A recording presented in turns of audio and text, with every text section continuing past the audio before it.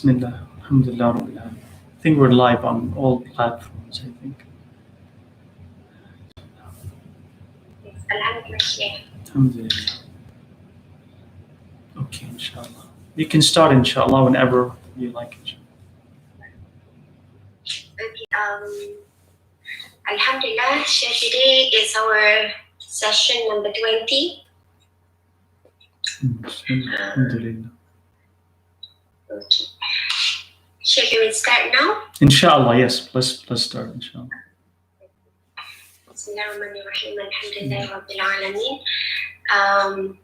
So today we're going to do session number 20 with the Heart Therapy Book Club members. Question for Hadith 33, take zina out of your heart, and then 34, find joy in the halal. May I begin, Shah? Inshallah, let's say Bismillah. Okay. Bismillah. Question number 1. Regarding being extra patient in conveying nasiha, I find it difficult to be forgiving when dealing with arrogant responses, especially by those younger than me. How can I be kind to them? Yeah. So Bismillah, walhamdulillah, wa salatu wa salamu ala rasulillah wa ala alihi wa sahbihi wa sallam. Of course, giving nasiha is both a great responsibility and a great privilege. That as you think about it, not everybody is selected by Allah Azza wa Jal to give advice. That's what nasiha is. To give advice, to be able to give advice, just to have the desire to give advice, to see something wrong and say, I want to do something about it. That spark, that willingness is not available to everybody.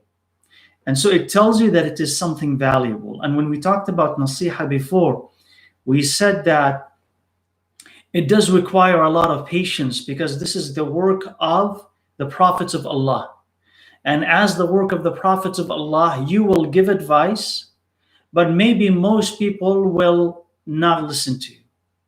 And not only not listen to you, but stay away from you or even harm you because of the nasiha that you are giving, even if you are the best giver of nasiha. So the question here is just, especially with those who are younger than me, and especially if they are arrogant, how can I be kind to them and merciful? Inshallah, if you keep in mind the reason why you're giving nasiha, and you ask yourself, if I see something wrong and I speak out and I say that this is wrong, why am I doing this? You know, some people just do it because they are critical by nature. Hey, this is wrong, fix it. Just because they're critical by nature. But if you are giving it lillah, meaning for the sake of Allah, what is it that you want to see? You want to see wrong avoided. You want to save this person. So if you consider that the purpose is to save that person, you will take as much care as you can, that when you're giving that nasiha, that you're patient with them, and you continue to guide them until they accept this from you. That's where it comes from. And if you were to switch places and consider yourself in their place and they in your place, keep that in mind. That is, if you are young, and you know that when you are young, you are reckless, you don't have experience, and you have a little bit of arrogance with you. I know everything. I don't need advice. I don't need you to tell me what to do. So we have that with us, right? When we were younger, you could remember this. So if I was like that and I really needed advice, would I want someone who's giving me advice to be impatient with me, to give up after the first time, to give up when they hear or they encounter my bad temper or lack of manners? Or do they want them to continue giving me advice until I'm saved, until I listen? Even though I'm stubborn and I'm arrogant and I think I know everything, but I want them to continue. Just like if you have a family member and they are sick, and you tell them, don't do this, and they tell you, no, I want to. You're not going to stop giving them advice because you care about them. So this person, if you imagine them and you are the one who needs that advice, if you think that I can save them and they continue to need my help, and that they're saying this out of ignorance, they're saying this out of the whispers of the shaitan is telling them, don't listen. have fun, don't listen, this person knows nothing. If you notice, right, if you feel it, then you're going to continue, inshallah, to be patient with them, because if you lose patience, they're not going to listen to you. So you want rahmah, you want to save that person, because that person maybe, perhaps, without your advice, they will go and taste a bit of Jahannam or stay there for a long time. Do you want that to happen to them? No. If I keep giving them advice, they'll keep giving me bad responses, not accepting it. Well, I need to continue to be patient just to save them, and then their life will be better, right? And their children's life will be better. You'll fix an entire generation if you fix them. And the last thing, inshallah, to remember is, remember that accepting advice is difficult for you and me. It doesn't matter how old you are or how young you are. Accepting advice, if somebody comes and tells you, hey, this is wrong, stop it, it's difficult. And it challenges you. And you don't feel like you want to listen. And you don't want to admit that you are wrong. At any age, even the one who's asking this question, you will feel that. So feel also that this is heavy for them, especially if they're young. This is heavy for them. So compare the gravity of accepting advice. It's difficult to give it, but it's also difficult to accept it. The gravity of giving advice and receiving it. As you receive it and they receive it. As it's difficult for you, it's difficult for them. So appreciate that. And don't think that simply because this is something that is easy for you, or you understand it, that they understand and it's easy for them. They have to struggle with it. So have rahmah on them, because they don't know. They're younger. They need your guidance. You could save them, right? And maybe this is something, if you continue to be patient with it, Allah Azza wa Jal rewards you, right? So this is what I can say, inshallah, about this, wallahu a'lam. And this is something we've answered before. So go back, inshallah, to previous sessions. And I talk more about nasiha and how to be patient and how to give nasiha. We've discussed that, alhamdulillah. No. So interesting that you mentioned that when we were young, we were arrogant as well. I mean, Yeah. we were right as well. Absolutely. And as we go to his life, then we understand, what our parents were telling us were right. Exactly. It's a learning experience, right? Because when you're young, you think that everything is black and white, and you think that you know everything, and then you are quick to condemn and you're quick to praise because you don't know yet. When you get older, you understand that things are different, and we were very superficial and naive, right? So it's the same thing. You have to remember how it was to be able to sympathize, inshallah, with the one that you're giving advice to. No. Yeah, inshallah. Inshallah. Okay. So question number 2. Where do dealing with the opposite gender and dress code fall in Islam? Ibadah, Sharia, fiqh, or akhlaq? So, inshallah, just for the person who's asking, let me know if it's relevant. How would that affect the question, or or why that matters significantly for you? I'll answer the question, but let me know, inshallah, why. Dealing with the opposite gender and dress code in Islam, where do they fall? I say they fall under all of that. So it's part of your ibadah, isn't it? Why is it part of your ibadah? Because Allah commands it and regulates it. So it's part of Sharia, right? So Sharia is what? Sharia, you can say whatever Allah had commanded is Sharia, right? Or more specifically, the laws are Sharia. So if I follow the laws of Allah, it is ibadah. Fiqh, that's where you would find it. These rules, you will find it under fiqh. The fiqh of your clothes, fiqhul libas, the fiqh of dealing with other people, mu'amalat, that's under fiqh. But you'll also find it in akhlaq, because fiqh and akhlaq are not separate. How you behave is your akhlaq, but it's also fiqh. So when you say, where does it fall? It falls under all of them, depending on kind of first how you look at it. If you look at it as it's coming from Allah, that's Sharia. If you look at it in terms of where it's recorded in the books of fiqh and the books of akhlaq, because it's relevant for both. You tell me, is it ibadah? Of course, when you listen to Allah, it is ibadah. So it falls under all of them. Sure. Since the sister is asking about this, I remember Rasulullah SAW was I think goes somewhere with the friend of late Aisha radiallahu anhu, Khadija, whereby he go and speak to the opposite gender, honoring the friends of Khadija. So basically, I want to ask, how is it like speaking to the opposite gender?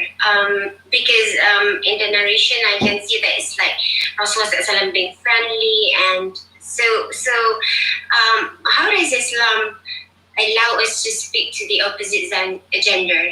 Could you highlight about that? Inshallah. Because sometimes it feels like, I shouldn't be talking to this opposite gender. Right. So what is the balance that we should strike, that we don't be seen as like, oh, this lady is not friendly or whatever? Right, inshallah. So we say, inshallah, that follow at least that there are some general guidelines, inshallah, that will help. So first, inshallah, you want to avoid speaking to someone from on the opposite gender alone, by yourself. So even if you say, for instance, oh, we're not alone, we're in the mall, we're not alone in a cafe. By alone, I don't simply mean that no one sees us. I also mean by it that other people are beside us. They can hear what I say to her, and she can hear, and they can hear what she says to me. So we're not alone, meaning that, yeah, people can see us, but they need to be in on what we're saying. So I don't pick up the phone and talk to so-and-so. I don't chat with them online. And there is no connection really between us. Like there's no purpose that this conversation is serving, except that Except that just having fun, or just chatting, or just sharing ideas, but it's unsupervised, right? So we're not alone. That's one. Second, there is no fitna. That is, when I'm speaking, for instance, to her, when she's speaking to me, we're not alone, but also there is no fitna. That is, I'm not attracted. I don't feel that this is leading somewhere, or I am leading that woman somewhere, meaning it's a path to haram, right? So if you begin to feel desire, if you begin to crave talking to her, right? If you begin to sound and appear extra friendly because you like her, or you want her to like you, that's a problem, right? So avoid fitna whenever fitna is available, right? So that's why the fuqaha, they say sometimes, though they disagree about this issue, looking at a woman's face, she's covered, she has hijab, looking at a woman's face, is it allowed or not, right? She's covered. So they say, yajuz, as some of the fuqaha have said, yajuzu mi ghayri shahwa. It is allowed without desire. That is, as soon as you have desire, you can't look anymore. If there is no desire, then you can look, right? So that governs it. So same thing with conversation. So if you're not alone, and if there is no fitna, and there is haya in the conversation, right? There's shyness, there is you're conservative in the conversation, that you don't go overboard. You're not telling her jokes and she's laughing, and you're laughing back. And no, inshallah, there is respect, mutual respect in the conversation. Then inshallah, I think we're fine. We're fine when we do this. Sometimes the borders will move a little bit based on if there is fitna or if there is not, if there's attraction or if there is not. Culture also may play a part in it, where certain phrases in some cultures might be appropriate, other cultures not. So anyway, inshallah, we're not alone and there is no fitna, then inshallah, it's fine, inshallah, to have that conversation. And if you remember in the other class that we're having about manners, we said that when you give salam to someone from the opposite sex and when you don't, we said that when you're not alone and there is no fitna in it, right? So if there's a group of men or a group of women, there's no fitna, then you can give salam. But if you're alone, you just meet a sister and she meets you, and typically, right, they emphasize if they're young or they're still could be attracted to each other, they would say you wouldn't give salam to each other, right? If there are other people around, it's different, inshallah, because the possibility of temptation decreases because of the presence of people. Wallahu a'lam. So basically, share of same age, youngsters particularly, opposite sex, they shouldn't be like talking to each other and joking and laughing and, No. and of that sense. No. I mean, if you want friends from the same gender, right? Not the opposite. Yeah. All right. Okay. Question number 3. Are women supposed to remain fully covered in home? What are the most authentic guidelines and why? Please provide proof. Is there any significance related to head covering for men other than sunnah? Is there harm which may come without it? Please provide proof. Right. So these are two questions, inshallah. I mean, they're somewhat related. So are women supposed to remain fully covered at home? Now, of course, first we have to define what does it mean to fully covered. I mean, like with hijab and jilbab and everything, even at home. And who's at home, right? So who's at home? So of course, I mean, naturally, if she's alone, she doesn't have to be fully covered. That's obvious, inshallah. So if she's alone, she doesn't have to be fully covered. If she's in front of her husband, right? There is no awra between her and her husband, right? So she definitely doesn't have to be fully covered. If she is in front of a mahrams, right? So father, other woman, brother, son. So she doesn't have to be fully covered. But here, right, she has to, let's say, to be partially or mostly covered. So her awra is what, right? The awra, and I think in the other class we did talk about this, where we said she can uncover her hair, the arms, right, the feet, some of the leg. That is fine, inshallah. You know, she doesn't have to be fully covered in front of her father or mother or other women. That is the limit of her awra. This is the limit, the awra in front of the maharim. If she has a non-mahram at home, then of course, right, she has a cousin, let's say a male cousin, or a guest comes. So if she's at home and non-mahram comes, then of course she has to put on the hijab. Exactly like if she's outside, right? So that's what it is, inshallah, briefly. The proof, inshallah, you can go, inshallah, to the books of fiqh and you will find it. Yani the proof for hijab is abundant there in the Quran and in the Sunnah. Once we say that she's not in front of strangers, but the maharim, then of course the requirements decrease, right? Decrease. So uncover the hair, uncover the neck, uncover the arms, uncover the feet, uncover some of the leg, inshallah. The restrictions decrease, right? She's more comfortable. This is her home, and this is family around her, close family, grandfather, you know, that kind of thing. In front of her husband, there is no awra, right, between her and her husband, right? So this is what I can say about it, inshallah. As I said, the proof, I mean, this is not a fiqh class to go and list the proof for all of it, inshallah, but that's at least if you want what the ruling is. So this is what it is, inshallah. Is there any significance related to head covering for men other than sunnah? There is no requirement in Islam, in the Quran and the Sunnah, for men to cover their head. So it's not an obligation on them. Is it sunnah or not? So some of the ulama say yes, because it's a sunnah because this is the dress of Muslims. Not that there's anything in the sunnah to obligate it, but they have said that the practice, the custom of Muslims is that this is the proper attire, the proper zina of a male. Okay, that's if Allah Azza wa Jalla, when Allah says خُذُوا زِينَتَكُمْ عِنْدَ كُلِّ مَسْجِدٍ, adorn yourselves, okay, when you pray or when you go to the masjid.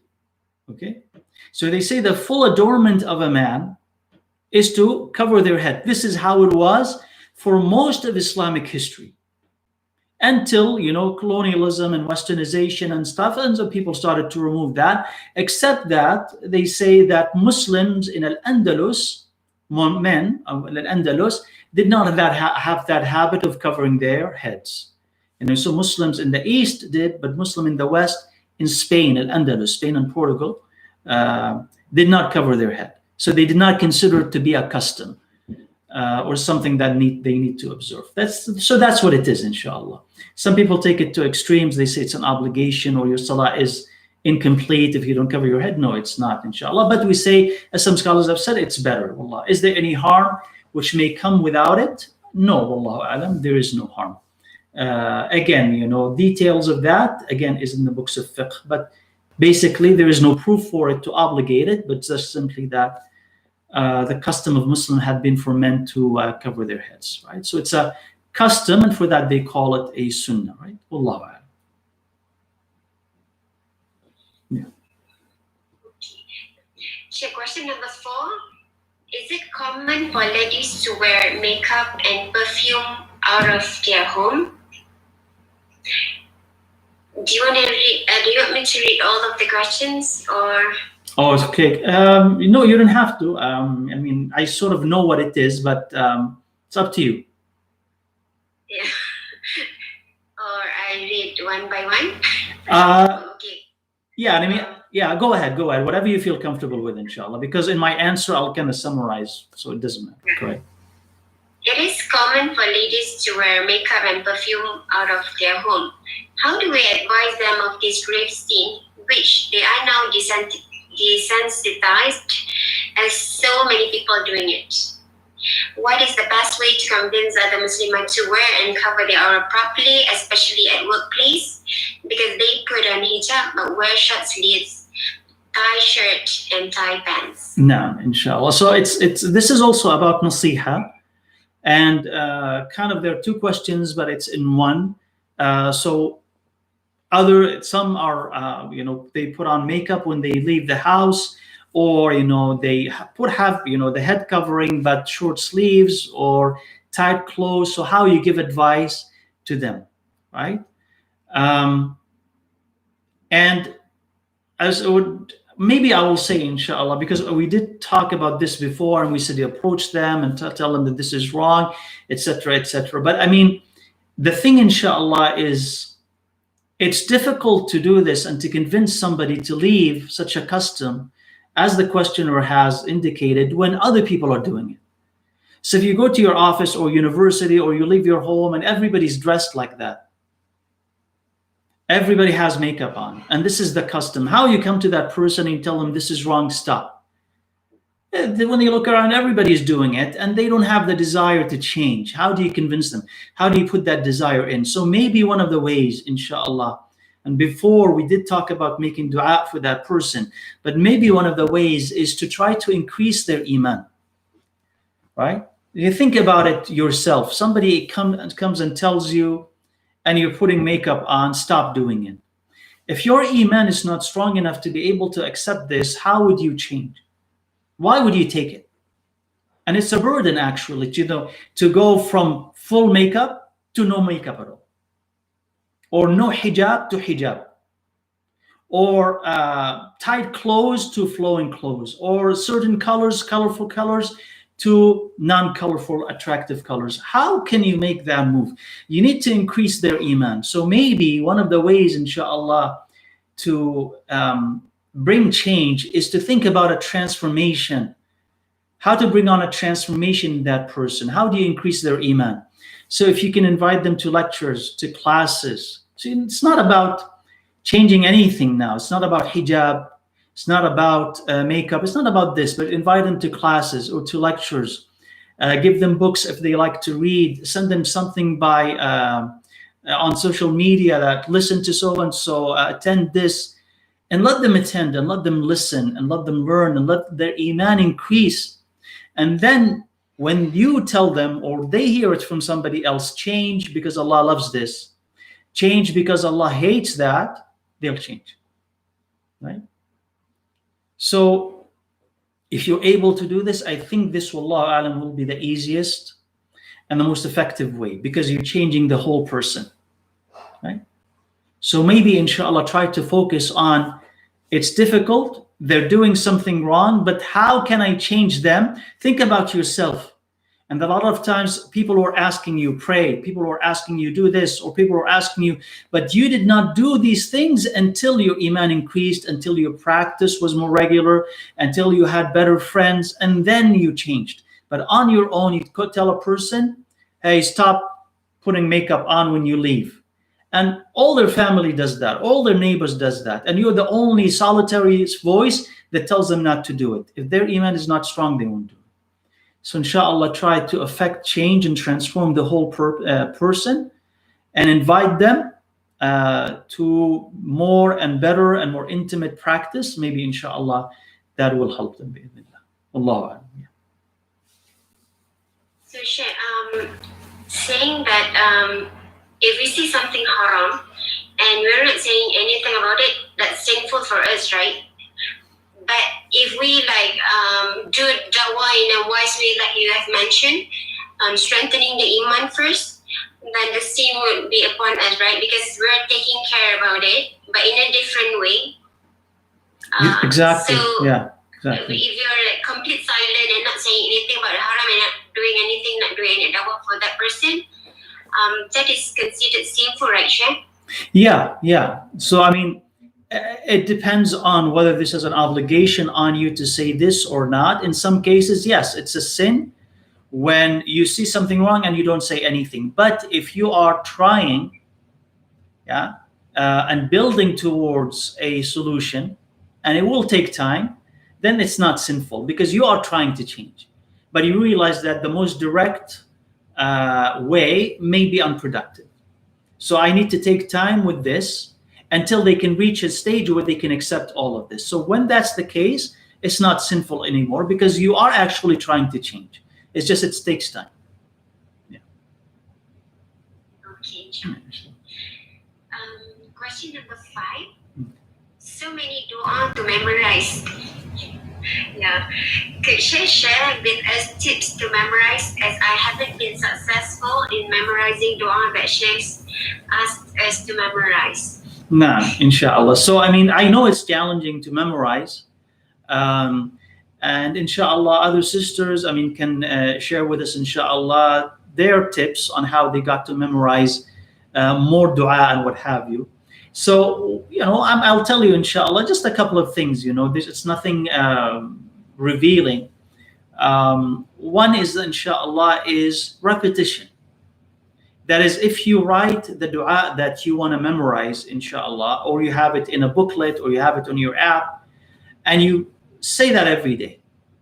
You say that every day. So the morning and evening adhkar, this is not something that you need to sit and memorize because you simply will repeat them twice in 24 hours. So that will be, inshallah, easy. That is, in time, you'll find yourself without any effort have memorized them. So that's one thing, inshallah, repetition. Without worrying about it, I need to memorize, you just repeat. Every day once or every day twice, that's it. In time, inshallah, and you don't even need to think about it. In 10 days, in 15 days, in a month, you will get it, inshallah. So that's one thing. The other one is to write it and hang it somewhere where you would see it all the time. Above your bed, right next to it, on the fridge, I don't know, next to the stove, somewhere, right? Where you will see it constantly and you can repeat it. And then you go away, you come back, you see it again, and so on and so on. Again, that's repetition. But here, right, you don't have to commit to certain times of the day because you could forget. No, I'll see this every time I go into the kitchen or into the living room or into my bedroom. Then you'll memorize it. Okay, inshallah. And with time, you're going to memorize it. So you don't need to worry about, oh, it's taking me 5 days, it's taking me 10 days. No, inshallah, without any effort, it's going to come, inshallah. So this is what I can say, inshallah, that it will, tips to help you, and other sisters, inshallah, could, inshallah, share their tips as well. Now. Inshallah. Inshallah, we'll try, Sheikh. There's follow-up question on the previous question. Yeah. Assalamu alaikum, Sheikh. Alaikum assalam. What about a person that have been attending Islamic conferences and attend classes and reading Islamic books, and they now have the the knowledge, but still wear clothing that's not really Islamic. For example, wearing tight clothes, etc. Yeah, the questioner doesn't mention specifically what she's asking, but probably she has an opinion on. I get it. That she wants to say that. Feel about it if, let's say, we are going classes together with her, probably. Right. I mean, now if you know that that person now has that background, they are attending the classes, and you know that they've been doing it for a while now.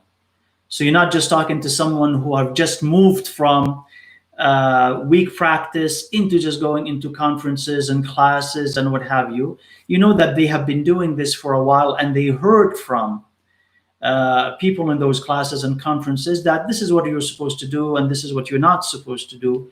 You know that, then yes, that's the time, inshallah, to be direct or indirect, in the sense you can give them a note, send them an email, or just be direct and tell them, I know it's difficult, and be sympathetic. I know it's difficult to change, but alhamdulillah, I mean, we've been going to these classes, conferences for such a long time, and you're my sister, so I want to just give you advice like I would want you to give me advice. And in doing this, I'm not saying that I'm better than you, but inshallah, just so that we could change. And you give that advice, right? Because now you know that there is this background, there is this knowledge, there is that commitment. So hopefully, inshallah, if she hears from you, or if you can find someone who's older than you that they respect, and you can give that information to them so that they could give them advice, inshallah, that'd be maybe even better, because it's coming from someone with some kind of authority, just like a teacher. So if you're attending a class and you're saying, to go to the person giving that class and say, please remind us that we're supposed to do this, because a lot of people are not. So that's an indirect way, but hopefully she will hear it, and you don't know. Maybe that will work. If not, after some time, be direct with her. Allah. Okay. Sure. In question number 6, in pages 387 and 388, why did the man say, may Allah make me your ransom? Yeah, so this is, جَعَلَنِي اللَّهُ فِدَاكَ. This is something that the Arabs used to say, and the Muslims said it as well. And what it means is that if there's any harm that is going to touch you, may it touch me, but not you. So may Allah make me your ransom. What does that mean? Meaning, if you were to be captured and some people want harm for you, may I be your substitute, meaning may I be your ransom, take your place, free you, and they harm me, but not you. So this is just to indicate their love for the Prophet ﷺ, meaning may I'm willing and may Allah put me in your place to receive harm, but not you. That's what it means. So if the phrase doesn't make sense in English, right, or it's foreign to our ears, this is where it comes from. May I be harmed in your place, right? It is to indicate what? Love. That I'm willing to sacrifice myself for you, right? Wallah.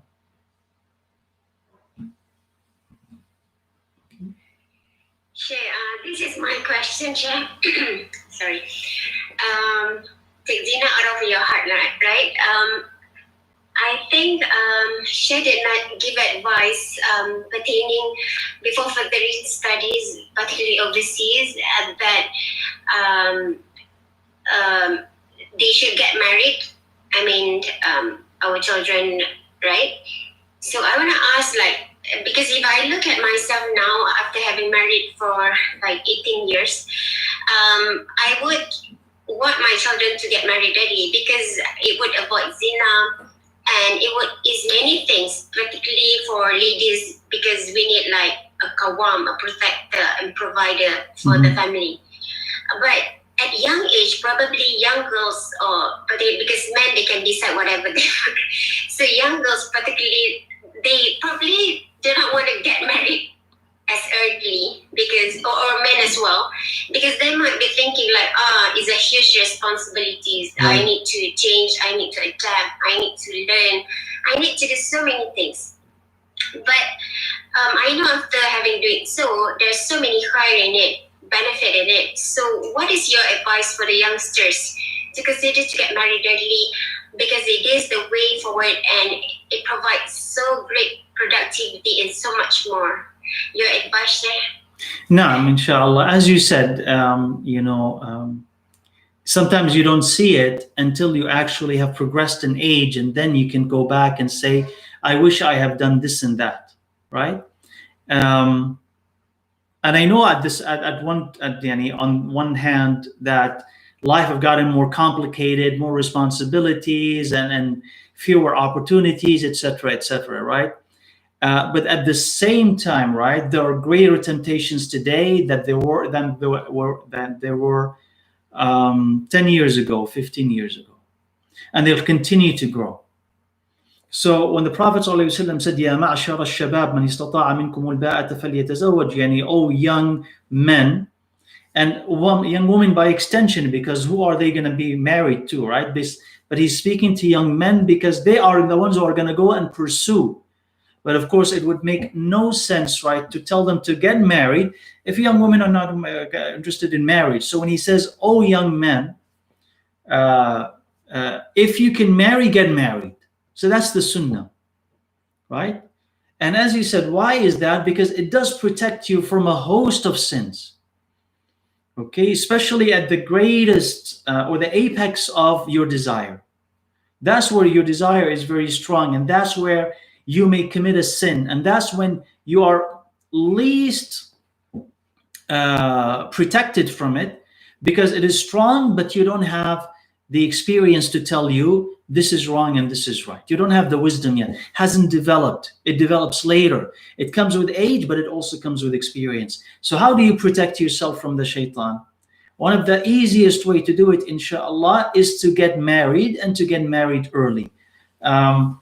It doesn't mean, for instance, if you are irresponsible, it doesn't matter, without any plan, without any backing, you just go ahead and get married, and you just kind of ruin your life and ruin somebody else's life just because you said, I just want to simply get married. No, we're advocating at the same time responsibility, right? Get married, but plan. Get married, but also be responsible. Get married, and with your spouse, inshallah, develop your life. So you don't have to wait till, as some of the questioners in the next hadith, wait till, I graduate and get my master's and get my PhD, and then, get hired, and then work for a few years. And the problem with all of that is that as you're doing all of this, you're just single and you're alone. So you can easily be tempted to commit a haram. And then once you commit that haram, you don't know where it's going to take you. And once you decide, especially for females, but males as well, if you let it go and time passes, and then you decide that you want to get married, it may be a bit late. Maybe not too late, but a bit late, right? Because you've wasted all that time busy with something else. Whereas you could have been spent it with somebody else, building also a family, having children, plus all the other things that you wanted. So, there's nothing better than what the Prophet ﷺ said. If you can get married, inshallah, because it does protect you. And at the same time, be responsible with it, meaning you're responsible for another human being. You're responsible for the family that you can, inshallah, bring into this life, for the children that you bring into this life. So plan ahead. Inshallah, we're going to be married at this age. He's gonna, or she's gonna finish her degree together. Inshallah, we'll do this, we'll do this, we'll do that. They don't have to be in conflict with each other, inshallah. You can have both of them, bi'idhnillah azza wa jal, right? Wallahu a'lam. Allah. Inshallah, Sheikh, may Allah make easy for our youngsters to decide to get married early, inshallah. Yeah. Sheikh, alhamdulillah, we are moving to question for Hadith 34. Find joy in the halal. Question number 1, Sheikh. To diminish unlawful desire through intimacy between husband and wife without conflict, intimacy needs to be approached with love, compassion, and mutual understanding too, right? Just read the whole thing. I know. I'm sorry. Just read the whole thing, because all of it is just Just read the whole thing, yeah. Because at least the sister, right? She'll know that she was given, inshallah, attention, right? That she asked and we answered it. Yeah. Okay, inshallah. Does the hadith on wife refusing to be intimate with the husband include in the case of a man who is selfish in getting their needs and lack of leadership in taking care of the wife and kids? We are living in a world women are mostly overburdened with countless roles in managing family. Are there valid reasons for women to say no to their husband's needs? In the case the wife is unable to meet the husband's desire for a certain period of time, besides fasting, are there ways for men to do to manage their desire and discipline their nafs? No, inshallah. So I mean, you can see that all of it is really talking. All these are 4 questions, but all of them are talking about the same thing, which is intimacy between husband and wife, and kind of the limits, responsibilities. What are the obligations on the wife, especially that the wife is working, the husband wants something from her, she doesn't have the time, or she is overworked, too tired, limits, and all of that. And now, of course, right, these sessions are not about this, and it will not be able to treat this in full. And there's background I don't know, inshallah. So the best that I can do, inshallah, is to simply answer the question generally, inshallah, and hopefully one of those areas can help. One of the things I say, inshallah, can help. So in general, inshallah, so let me say this, because I had this to say in mind, inshallah. When you hear an ayah and hear a hadith that challenge you, that's actually a good thing. You will hear some ayahs and hadith and that you're completely comfortable with, meaning that they don't challenge you, because you already believe these things, or you already do these things. You already pray. So the hadith about commanding you, or ayahs and hadiths about commanding you to pray, doesn't challenge you. In fact, you agree with them and you preach it. All everybody needs to pray. Why? Because you also pray and you believe that prayer is important. So there is a comfort zone in the Quran and Sunnah that you agree with. All of us have these different sizes of comfort zones. There are also zones that exist on the edge in the Quran and Sunnah that they will come and they will challenge you. You hear it and you kind of like, okay, that's difficult. Why? Because they're asking you to do something and you're not. Right? Or asking you to stop doing something and you're doing it. So they challenge you. And sometimes these areas are areas where the Sharia at some point can be lenient with you, exempt you from certain things. Just like, for instance, shortening the salah, or not fasting when you're sick, right? And sometimes it's areas where the Sharia is asking you not to, the Sharia doesn't change, but asks you to change, right? And there's difference between the two. So sometimes the Sharia will change for your sake. Oh, I'm too sick, I can't pray while standing. Sit down, lie down. The Sharia here changes for you. But you can't be too sick not to pray at all. Here the Sharia says no. You're with me, right?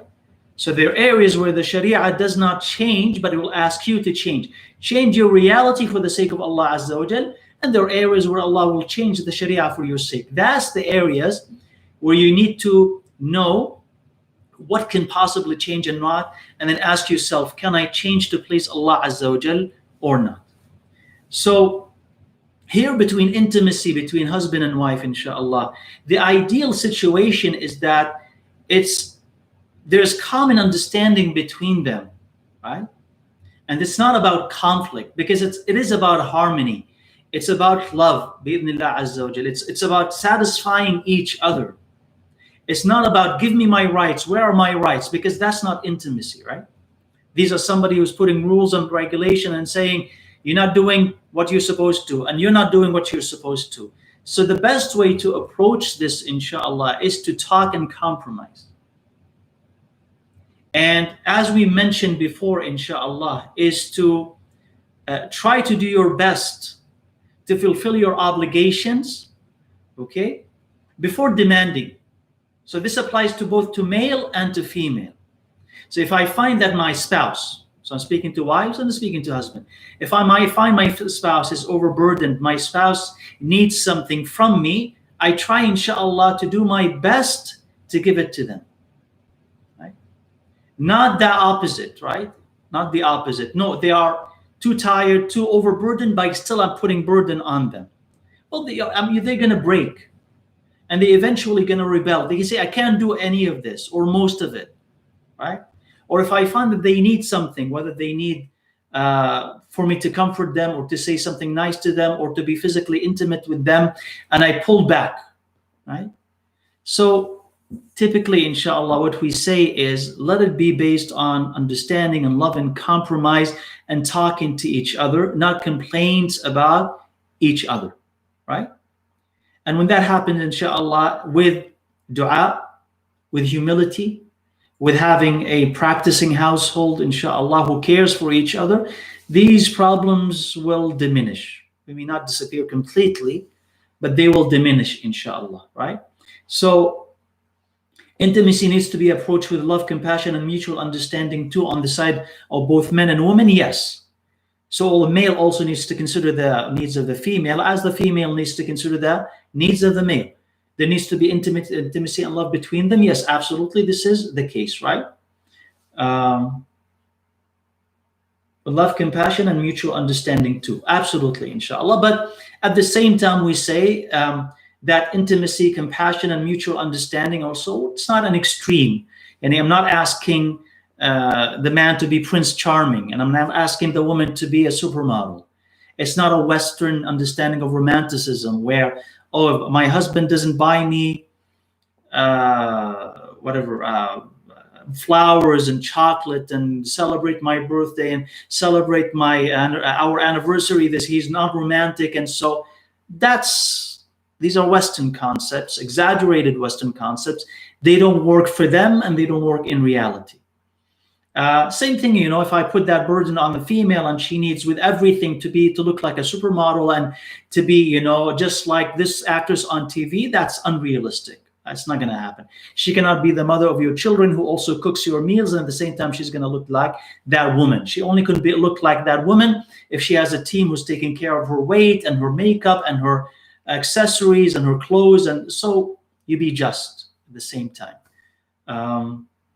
Does the hadith on the wife refusing to be intimate with the husband include the case of a man who's selfish in getting their needs and lack of leadership, etc., etc.? I don't know.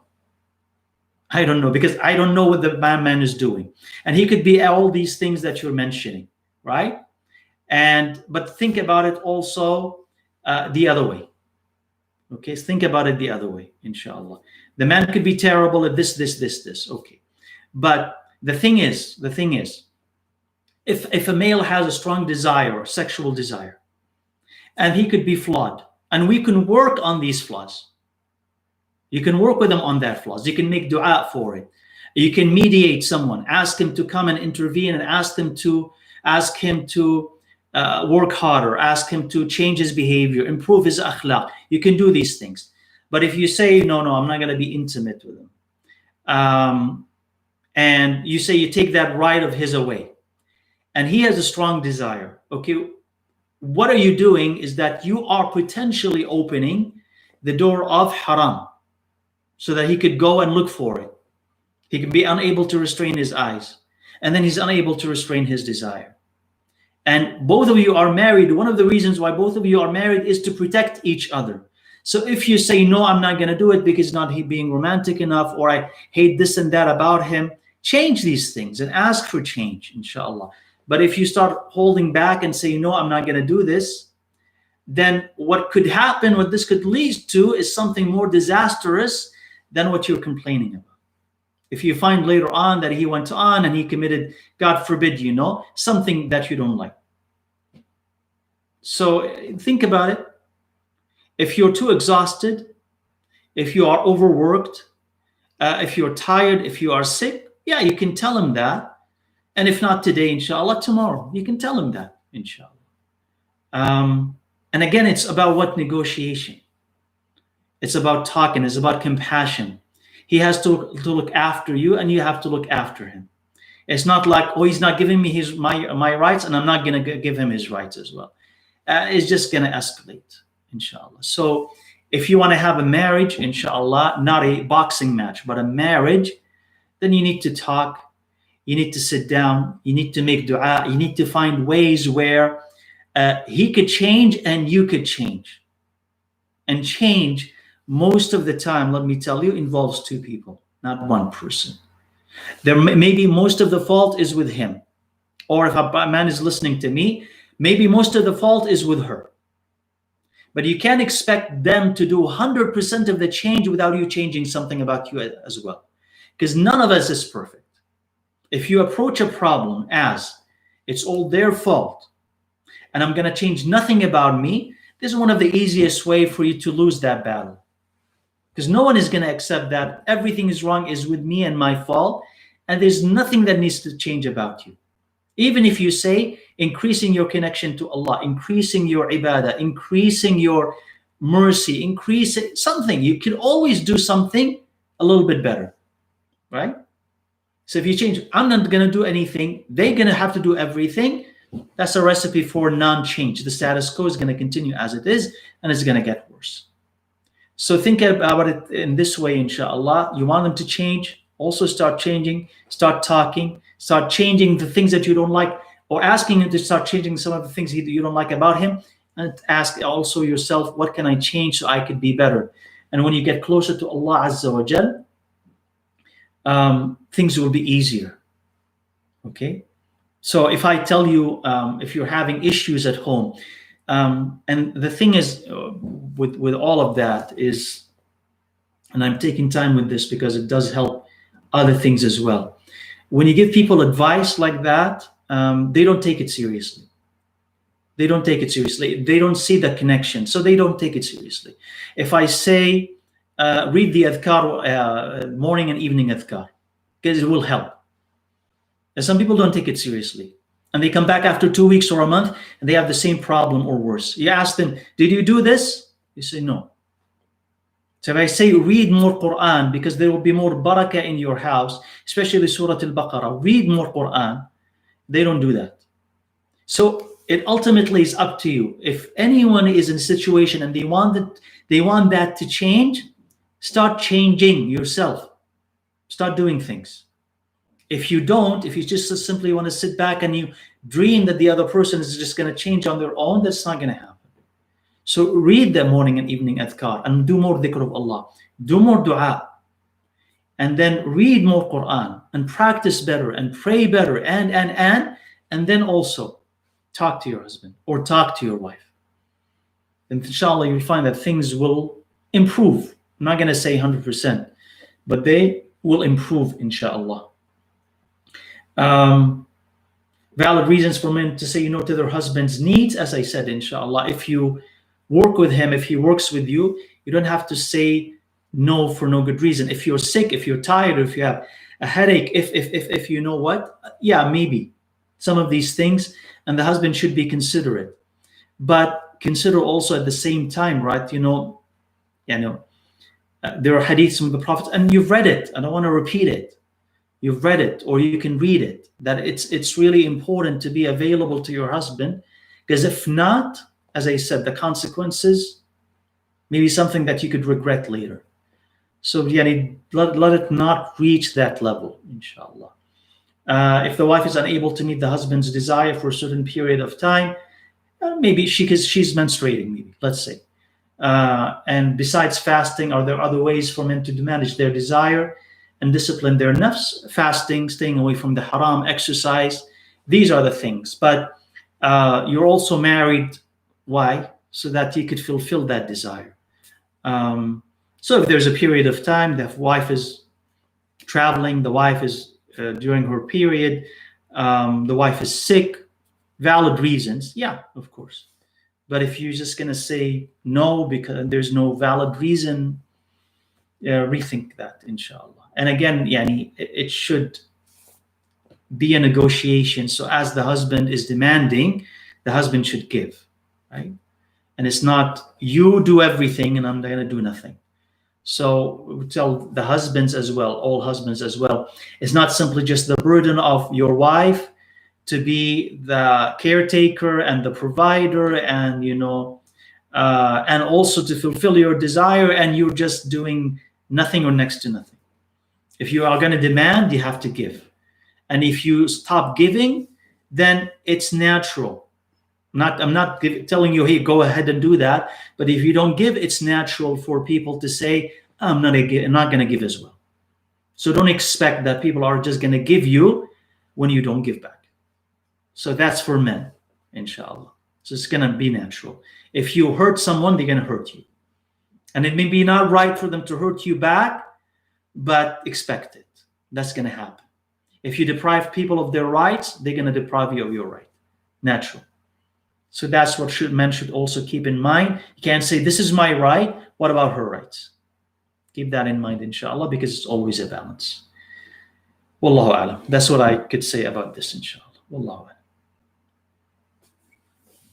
So Sheikh, if I can summarize, it's basically making lots of dua, and then we start to change first.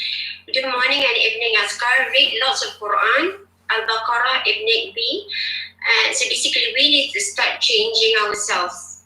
Absolutely. Before they absolutely. Because you want... Okay, what if this couple has been having issues of communication since day one, and they have been married for so many years. Probably in the beginning they didn't speak about it, they didn't work on their relationship. So it's like the husband is comfortable doing what he's doing.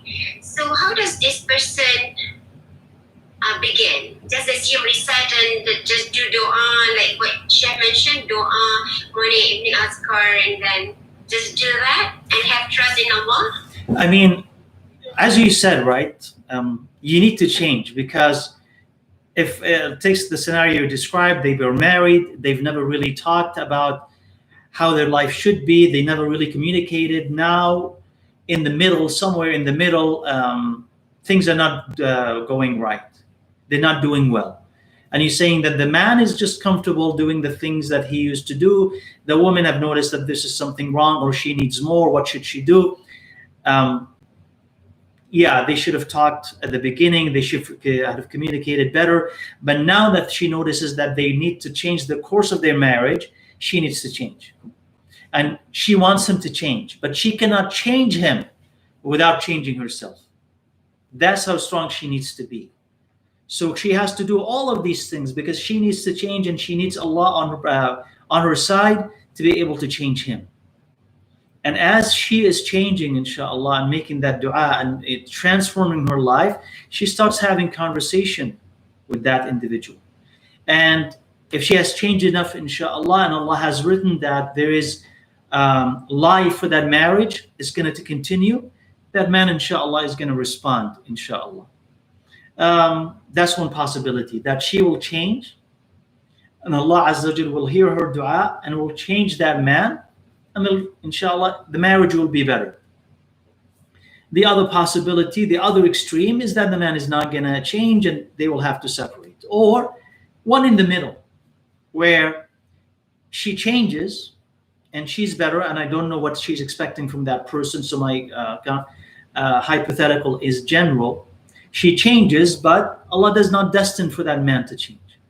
And she, because what she's asking from him is something that he cannot do, not talking about haram, like he drinks and what have you. I'm just talking about he doesn't communicate or something. And she has changed, but she's learned that I cannot expect more from him. This is who he is. So she learns to deal with it. She learns to live with him, because she thinks continuing this marriage is better than ending it. So she has the option. So these are all the possibilities. They change, both of them change. She changes, but she realizes he cannot, but they continue to be married. Or she changes and she eventually decides that the differences are too big and I cannot live with this anymore. And she tries and it doesn't work, and they eventually separate. Allahu A'lam. But yeah, it's possible, inshallah, to change the format, the dynamics of that marriage, even in the after you spent many years, right, without having that conversation. It's still possible, inshallah, to change it. Wallahu a'lam. inshallah. But even if like the husband doesn't change because she worked hard and keep asking Allah, the rewards for her, Allah has kept for her. So basically she has nothing to lose, right, Sheikh? Exactly. I mean, this could be her struggle, because everybody goes through specific struggles in life. This could be her struggle. That is, Allah Azza wa Jalla given you a spouse, and it is a bit challenging or very challenging. A lot of, let's say some women struggle with their husbands, and some husbands struggle with their wives. So that could be maybe your struggle in life, and so Allah Azza wa Jalla, will reward you for it. So you keep going as long as you can, as long as you keep asking Allah Azza wa Jalla, and as long as the circumstances allow it, you keep going, inshallah. Inshallah. Jazakallah khairan, Sheikh. So question number 2. What are the clear signs of youth ready for marriage? It depends, right? Signs of a youth ready to marriage. You have physical signs, right? I don't think that's what you're talking about. Physical signs meaning now they're physically ready to get married. But I mean, what are the signs of a youth getting ready to marry for marriage? This is reach a certain age, right? That varies based on time, based on culture, varies, right? Reach a certain age where people typically get married. You notice, alhamdulillah, that they have wisdom and enough maturity, inshallah, that they can take on that responsibility. It doesn't mean that they are incredibly rich, or no, it's enough that they can support a family. Or sometimes what happens, subhanallah, is that they may not be financially independent, but they have the family supporting them. That happens on occasions. I mean, they marry early, but they're mature enough, but they're not financially independent yet, but the families want them to get married. So they financially support until they finish their studies, until inshallah they get their jobs, and then they move on their own. So these are possibilities. So how do you know that they're ready to get married? They tell you, I want to get married. Or you notice, okay, they are of age and I want to protect them, inshallah. You talk to them and they say yes. You try to convince them and they say yes. That's what I would say, that they are ready and they have maturity, inshallah. That's important, that they understand, I'm marrying that person, I'm responsible for them. These are the rights and responsibilities of marriage in Islam. I understand, comprehend. This is serious. Yes, I'm ready, inshallah, to take on that thing in my life. That's what it would tell you that they are ready. Allah. Inshallah. Okay, question number 3. Can a woman be considered being oppressed by her husband when he marries again and again behind her back, the whole family too, because he thinks his wife can't keep up with his uncontrollable desire? So again, Yani, this is something that is very specific. So I'm going to talk about it in general, inshallah. So I'm not addressing this specific situation because I have no idea, inshallah, the background. But I would say, inshallah, first of all, it is honorable and a part of good companionship, husnul suhbah, that if a person, if a man wants to marry another woman, right, that he would let her know, would let the family know, wouldn't hide it. This is honorable. This is honorable. You wouldn't hide it. I mean, if you think that what you're doing is not wrong, you wouldn't go ahead and hide it, because in addition to the fact that, yeah, it does hurt her whenever you marry somebody else, it will hurt her maybe even more when you hide it like that. So it's honorable, right? It's honorable that if you decide to take on that step, that you would tell people, and you do it in an honorable way, right? You owe it to her, and you owe it to that second wife that you're going to be married to. You don't want to hide it. You owe it to her too as well. Is she being oppressed by her husband? We're saying, inshallah, I mean, it should never reach that stage. It should, the relationship should never be that tense where the husband thinks that this is the best way to do it, is for me to sneak and get married without her knowledge, and for her to discover it just by chance or later on. It should never reach that stage. You should have enough understanding, inshallah, between them, and enough respect between them, that if there is a reason for him to marry somebody else, right, it gets discussed and it gets understood. And if he does it, he is just with it. He's just with it. And remember when we talked about in our course on Islamic etiquette, when we talked about polygamy or that, like last week or the week before it, and we mentioned that there are reasons to do it, but there are also other reasons not to do it, and especially today. So I can't judge your family. I cannot judge you as a wife. I cannot judge you as a man and say you're supposed to do it or you're not supposed to do it. I can't do this. Okay, I don't know you. But I can say that there are reasons to do it. Yes, absolutely. That's why Allah Azza wa Jal has allowed it. And there are reasons why not to do it, because some men think about it as a right without responsibilities. We mentioned the hadith the other class about how how the Prophet ﷺ said that if a man marries two and he comes on the day of judgment not being just to one of them, so he doesn't treat them equally, that he comes on the day of judgment and one of his halves is drooping, meaning that he comes in a diseased state on the day of judgment because his lack of justice manifests in his physical kind of sickness. He comes on the day of judgment as someone who's kind of, his other half is sick, and he comes like that. So there are consequences. When you get married, you're responsible now, not only for one, but for two. That's why when we said in that class, the author and then the commentator both recommended that you stick to marrying one because it's safer on the day of judgment. Because you're going to come responsible for one person, not for two or three or four. If you choose to marry more than one person, know that Allah is going to ask you about both of them, not just one. So you be ready for that. Are there reasons to marry more than one? Yes, there are. But it's not a threat. Do this or, divorce, or, do this or I will divorce you. So I hope, inshallah, that we understand this very well. And that's what I'll say. That's all I'll say about it, inshallah. There should be mutual respect between husband and wife where they don't need to hide these significant things from each other, inshallah. So keep that in mind. Respect your wife, respect your husband enough that there are no such secrets between you, inshallah. And if somehow you have this desire in you and you have issues in your marriage, talk about them and reach a solution, inshallah, together if you can. If it's difficult for you, try to find someone in the middle, mediate. That's why there's a reason why mediation is important. If there's conflict and husband and wife, they cannot solve it, bring a mediator. This person or that person, somebody that both of you agree to. Could be an imam, could be a sheikh, could be an elder in the family that both of you respect, and talk to him. Inshallah, hopefully that both of you can find solution and compromise, inshallah. Wallahu a'lam. Inshallah. Okay, question number 4. Are men and women who are delaying marriage for worldly reasons, such as pursuing higher education until PhD, or higher position in their career, sinning for not taking care of their desire? Naam, inshallah. So if they're not sinning, meaning that if they delay marriage and that's not leading to sin, they're not sinning, right?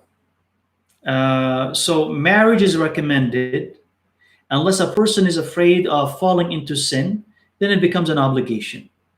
You with me? So marriage generally is recommended. Unless you're afraid that you are going to fall into sin, then it becomes an obligation on you to get married.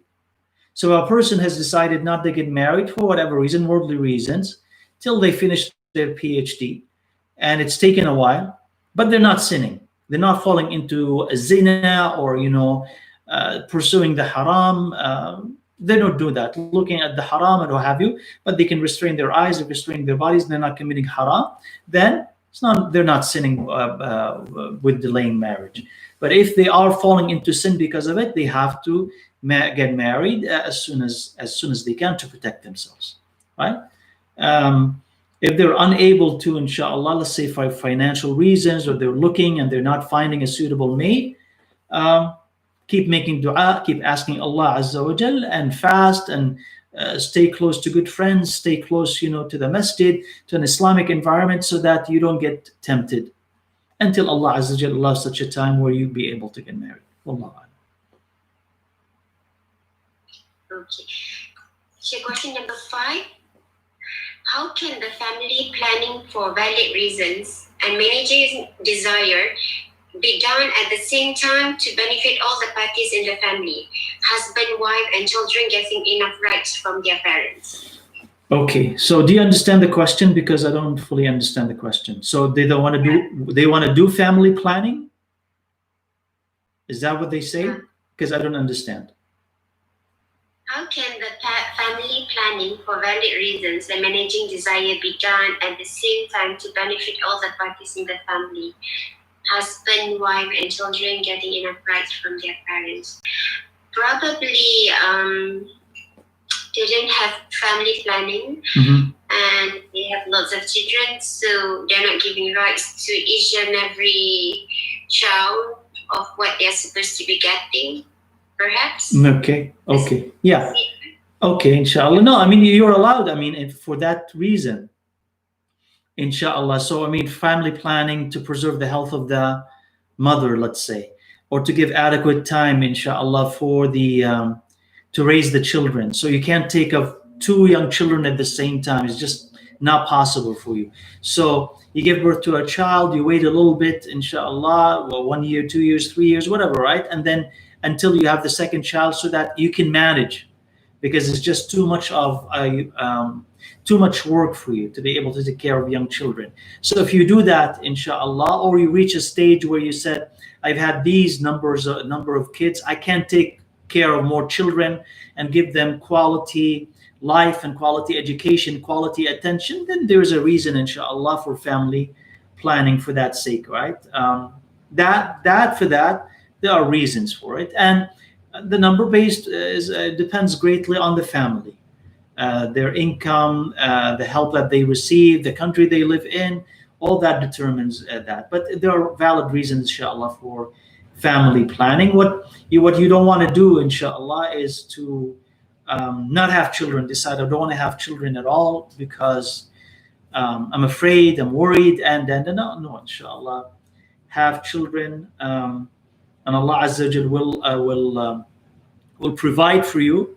I'm not talking about have 20 children. I'm not saying that. But I'm a person who's afraid, so I'm not going to even have a single child just because I'm afraid. How will I be able to support what happens if I die, etc., etc.? Allah provides for you and for them. Okay, you're not the provider. Allah is the provider. So that's the thing that you don't want to do. But if you just manage the time, right? That's allowed, inshallah. Allah.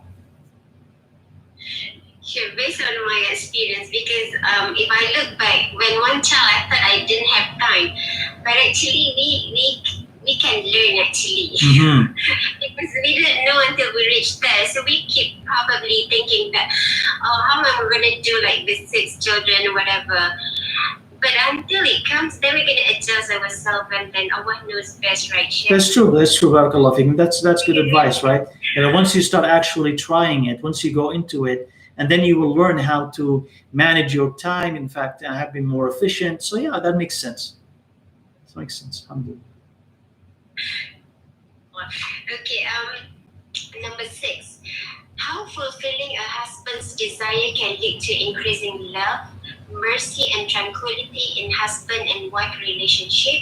Should the wife's condition be considered too? So I think you kind of answered that, right? So fulfilling a husband's desire can lead to love, mercy, and tranquility. Yeah, and I don't think I need to explain that fulfilling the physical desire is part of that intimacy and harmony between husband and wife. And as it works for the husband, it works for the wife as well, because this is how they get even closer together.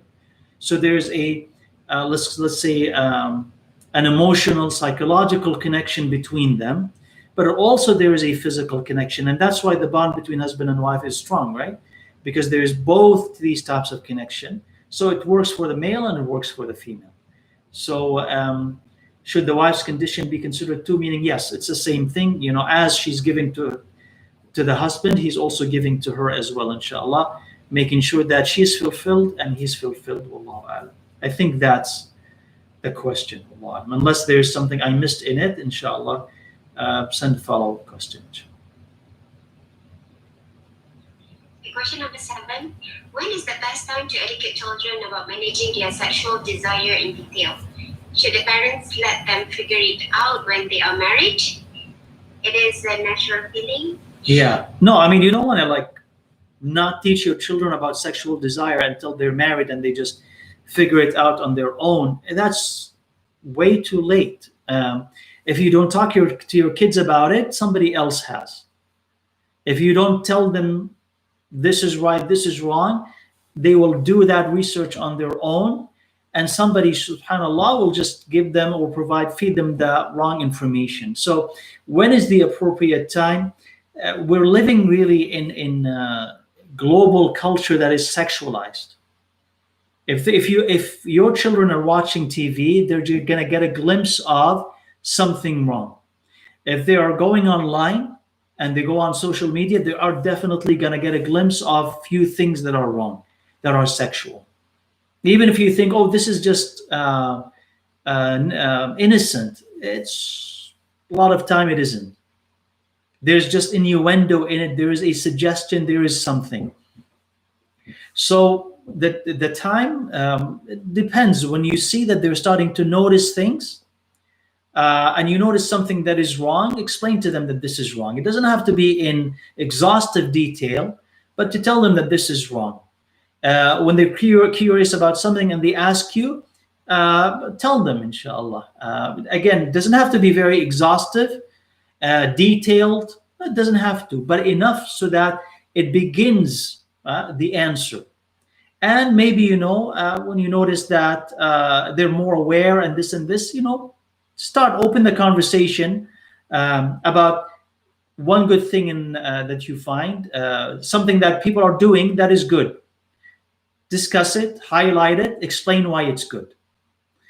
Something that is bad, they've just seen it. You've gone outside, and if they've seen something that is bad practice, bad word, bad this, preemptively, right? Go and explain what it is and why it's bad and why Allah commanded us to stay away from haram, what haram is. Start explaining so that you begin, to lay the groundwork, inshallah, for a proper, balanced understanding of sexuality. So that when they see this again, they have the information they need. So you may need to start earlier than what you think, just because of the world that we're living in. And it depends on how exposed they are. If they're watching TV, if they go online, if they're going to public school, rest assured that they will know these things before you know or notice that they are ready to discuss it. They're discussing it with their friends, they're watching it on their phones. If they have phones, they're watching it on their phones. So you need, inshallah, to be careful and discuss this early on so that they know already, oh, this is haram. It's not like something exciting that my friends are showing me and they're teaching me about sex. No, my parents have talked to me about this and that this is wrong and I should avoid it. So I think early on, inshallah, so that you could start guiding them towards what Allah loves and away from what Allah hates. Wallahu a'lam. Okay. So question number 8. If someone commit haram, zina, and had repented, what is the best action plan to make sure that person would repeat the same mistake or sin, since our faith increase and decrease at the same time? Right, inshallah. So if a person has committed zina but they've repented, how not to go back to that sin again, especially that our iman goes up and it goes down. All the reasons and the paths that will take you to zina, these need to be avoided, right? Because well, if a person had been a victim of that sin previously, why it happened. The contacts that led to it, the places that led to it, the friends that led to it, the thoughts that led, all these things. And maybe, inshallah, you need to write that down. Not explicitly. You don't write, I did this because, no, you just write, okay, this thing, avoid this place, avoid this person, avoid these thoughts, avoid these contacts, avoid these areas. So you're not going to go back to it again. You learn from that mistake so you don't go back to it. So if you block, inshallah, the first thing is that when you block the path to that sin. So if there are people who will invite you to it, they're not your friends anymore. You're not in touch with them. If there are places that promote it, you avoid those places completely. Even you kind of take a different road around them, so you never even see them. You never even go into that place. If it's a certain things that you watch that would invite you again, you would avoid those things completely. Certain company, certain thoughts. If you know that if I start thinking about certain things and I entertain that thought, it's going to take me away there, I try to stop these thoughts. You say, okay, how can I be strong enough to do all of that? You need to fill that emptiness with something else. So when you leave these friends, you need better friends, inshallah. You try to find them. You try to seek them. You find them in the masjid. You find them in conferences. You find them in courses. You find them... if you know someone who's tried that you can trust online and they can recommend other people in your area. But this is how you find the pious and you ask Allah for them, right? You occupy yourself, inshallah, and your mind with useful activities. Sports is one thing, but activities with friends, activities with families, you're not alone, you're not sitting alone thinking about these things. You volunteer, you attend classes, you basically are busy. You keep yourself busy. If there's free time and you think that could be abused, I'm going to volunteer. I'm going to take classes. They don't even have to be necessarily religious classes. They can be just classes that just keep you busy. I'm going to enroll in this, just inshallah to keep you away from sin.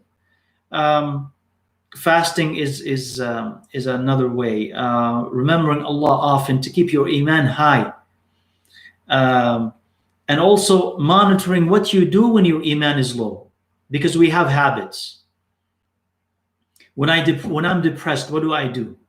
I tend to, because usually you need to fall on your back habits or revisit your back habits when you're weak.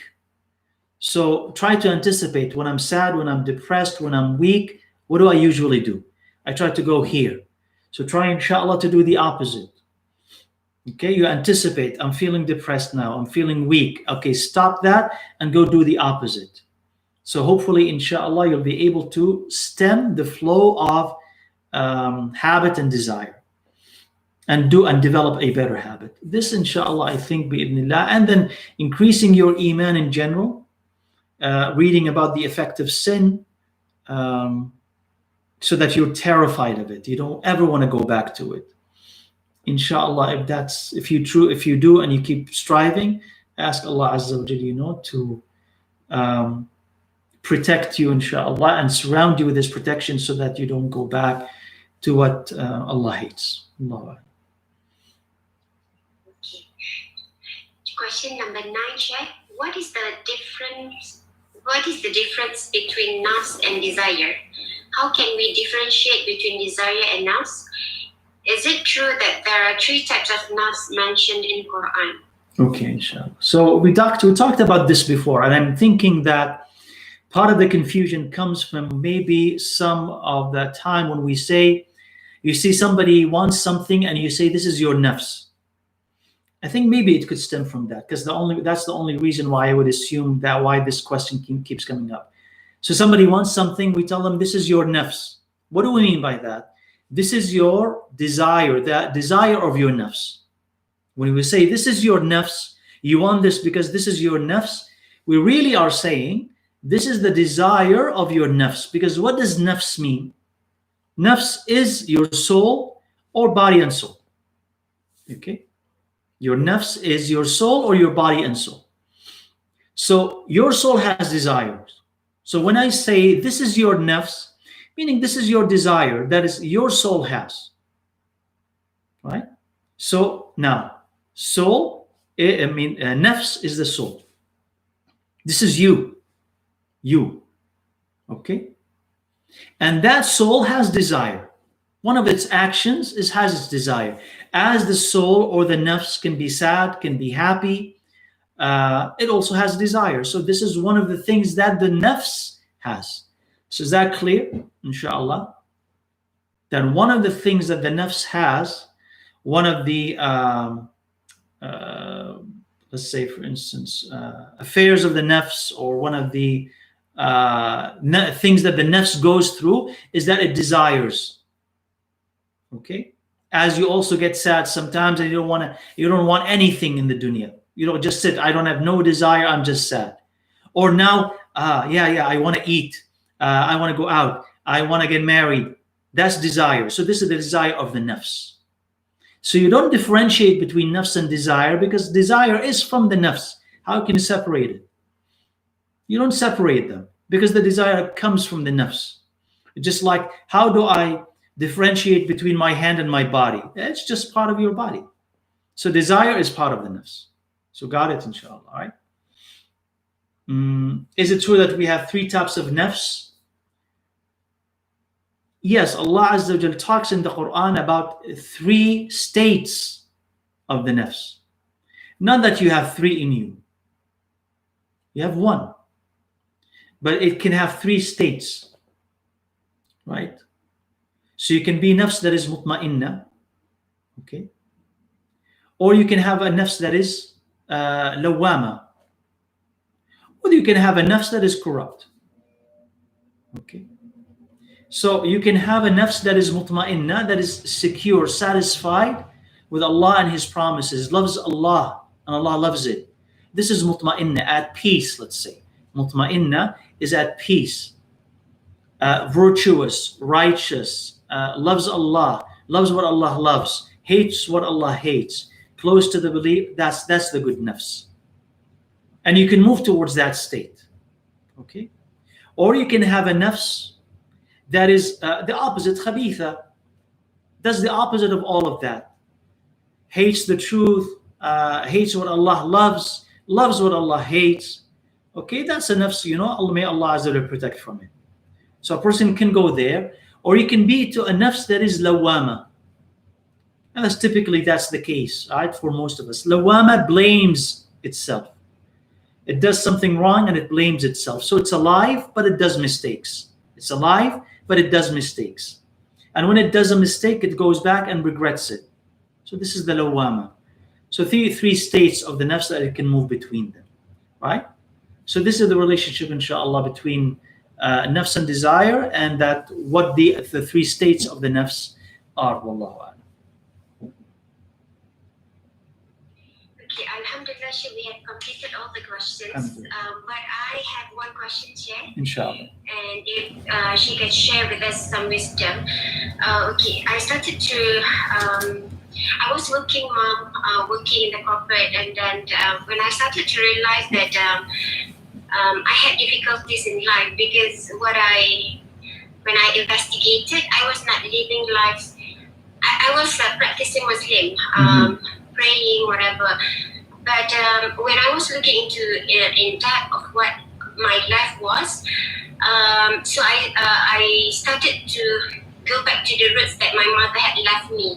When I was small, he brought me to halakha. And then my father, since small, he had been giving me lessons on sunnah, of sunnah. So I lived since small.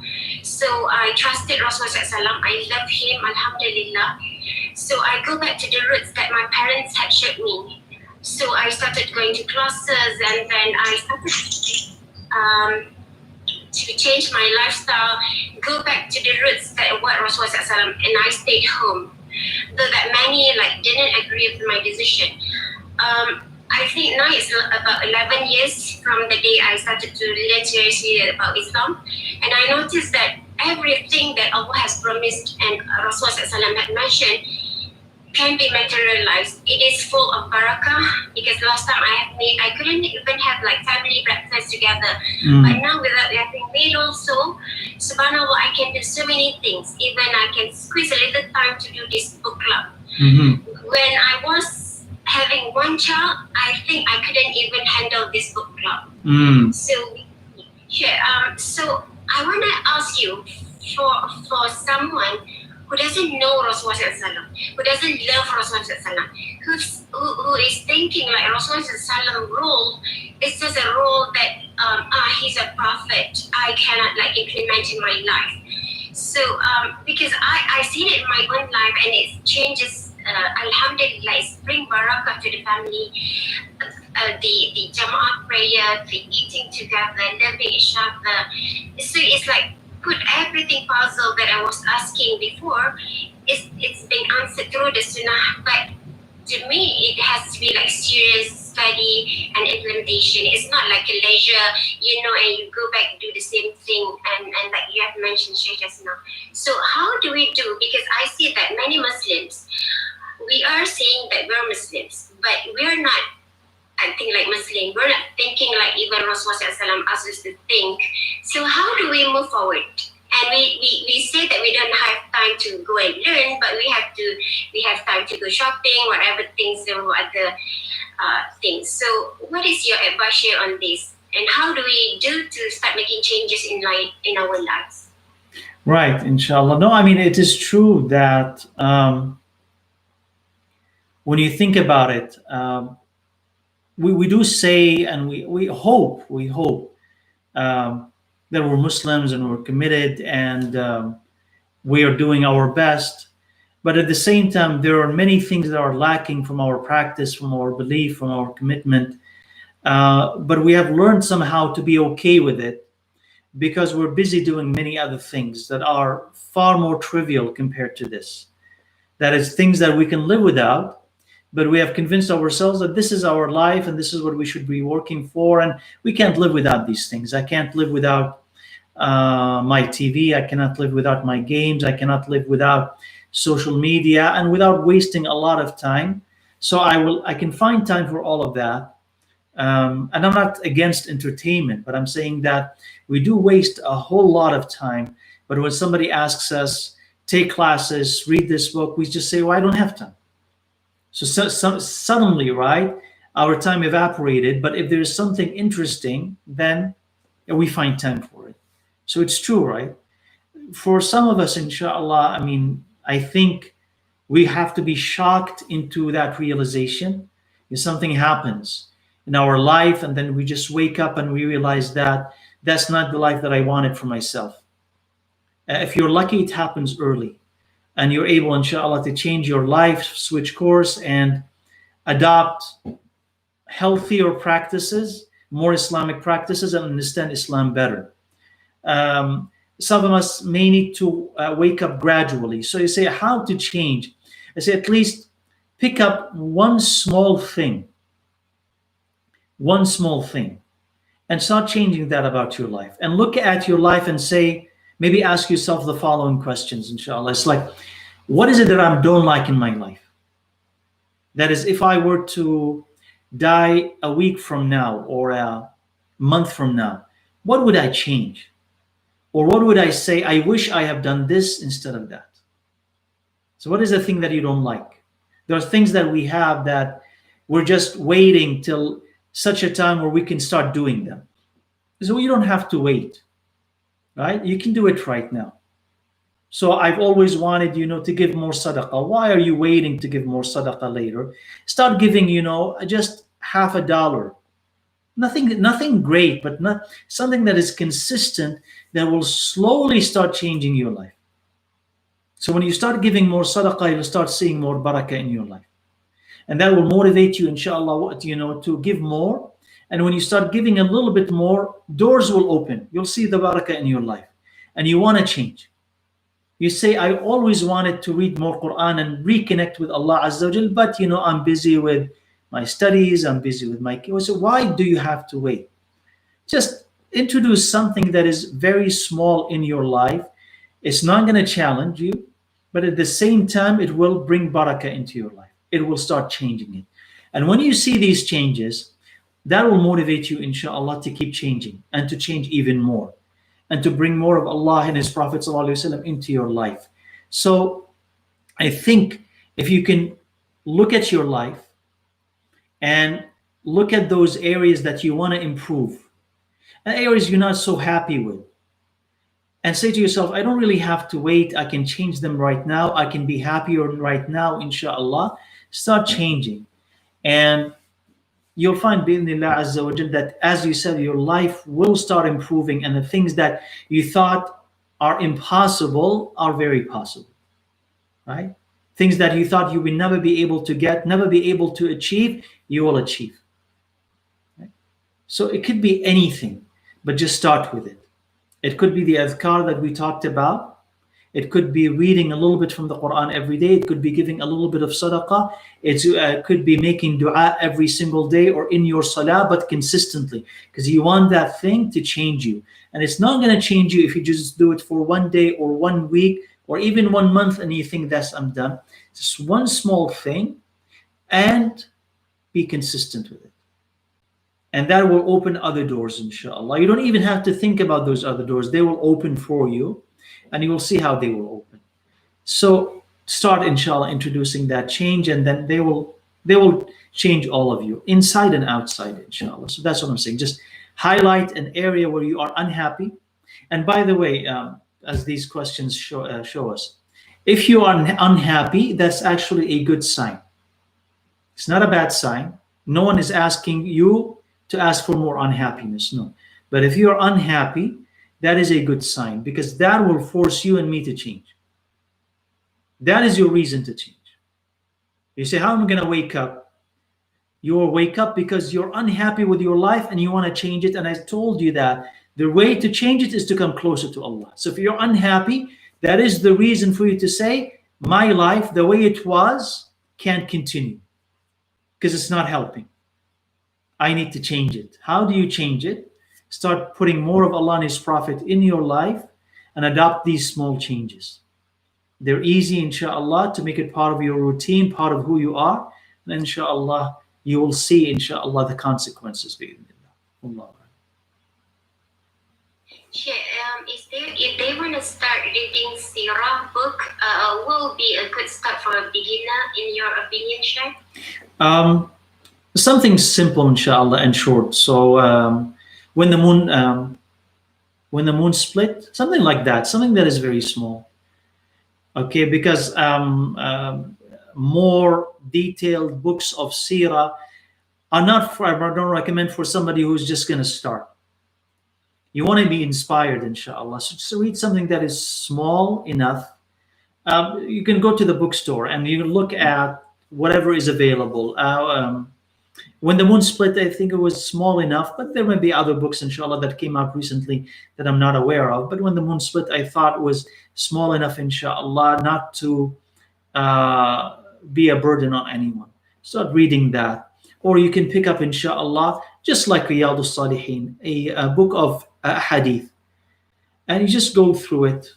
It's not very demanding. You can do a few pages each day, whatever you want. But the more that you read, inshallah, the more that you will start to understand Islam better. And then you will read, guaranteed, inshallah, one of those times, if you're reading the Quran or you're reading the Sunnah, one of those days you'll read a hadith and you'll say, aha, that's it. That I was waiting for this thing. And then you'll find it. And then your life will change, inshallah, if you allow it. Your life will change because you found something, you've been looking for it. And what I mean that your life will change, it doesn't mean that you're going to be a completely different person the next day. No. But the journey of change will start because you've found something that will speak to you. You just now need to take it and do something with it, inshallah. Yeah. Inshallah. So basically, when the moon split, Riyadh Salihin, and then for the tafsir, you mentioned that tafsir Sa'di, right? Tafsir al-Sa'di, inshallah, is very good. Or if you can't, just your Quran, read it and your translation, the Quran and your translation. Because if I say go and buy this book and this book and this book, somebody may say, oh, I still need to go to the bookstore. They'll wait till the next month to go to the bookstore. That starts tomorrow. If you want to change, it starts from tomorrow. You have your Quran and you have your translation. I don't have a translation, it doesn't matter. Just start reading. You have to start if Allah put in you the desire to change or do something new, it starts tomorrow, inshallah, because your intention could change a month from now. It starts from tomorrow and keep doing it and then add to it. As you grow, inshallah, you go to the bookstore a week from now, then grab something. You find it online, then find it online. No problem, inshallah. But the thing is, don't wait till I buy that book and then I will. No, start, inshallah, from tomorrow. So your adhkar are available. You can download them and they're on your app. You can just do that from tomorrow. Your Quran can start from tomorrow or today. It's for you at the beginning of the day. You can start from today, inshallah. Alhamdulillah Rabbil Alameen. Jazakallah khairan, Sheikh. I think we have learned a lot from you, Sheikh. Barakallahu feek. Wa iyyakum, barakallahu feekum. And may Allah Azza wa Jal. Somebody's asking, but I don't think we're gonna answer that today. How do we purify our hearts to ensure we consistently do things for the pleasure of Allah Azza wa Jal? It's a struggle, inshallah. Let me answer this tomorrow. So tomorrow, inshallah, we do have a class. So how we purify our hearts to ensure that we are consistently doing things for the pleasure of Allah. Let me answer this, inshallah, tomorrow, because we've kept everybody long enough, inshallah. So tomorrow at the same time, Toronto time, inshallah, 7 o'clock, inshallah. KL time would be at 8 o'clock. We'll answer this question, inshallah. So inshallah, jazakumullah khaira, sister, for organizing this and reading the questions and just spearheading this effort. Barakallahu feeki and your family. And may Allah Azza wa Jal bless everybody who has participated, asked questions patiently, stayed listening to them. May Allah benefit us with what we have learned, with the truth. Ameen. May Allah Azza wa Jal purify our hearts, our minds, our intentions, so that we will obey Him and listen to Him subhanahu wa ta'ala and follow the sunnah of His Messenger sallallahu alayhi wa sallam. May Allah strengthen us in Iman, unite us upon the truth in the dunya and in the akhirah. May Allah forgive us our sins, make us stronger than our temptations and weaknesses, and stronger than the plots of the shaitan. Jazakumullahu khaira, everybody, inshallah. And we, inshallah, we will see you in 2 weeks, inshallah, for the next session, or we will see some of you, inshallah, tomorrow for the Islamic etiquette, inshallah. We conclude by saying, Subhanak Allahumma wa bihamdik, ashhadu an la ilaha illa ant, astaghfiruka wa atubu ilayk, walhamdulillahi rabbil alameen. Jazakumullahu khaira. For everyone who's saying Jazakumullahu khaira, we say wa iyyakum, and inshallah we'll see you soon bi'idhnillah. Wa assalamu alaikum wa rahmatullahi wa barakatuh. Wa alaikum assalam wa rahmatullahi wa barakatuh. Barakallahu.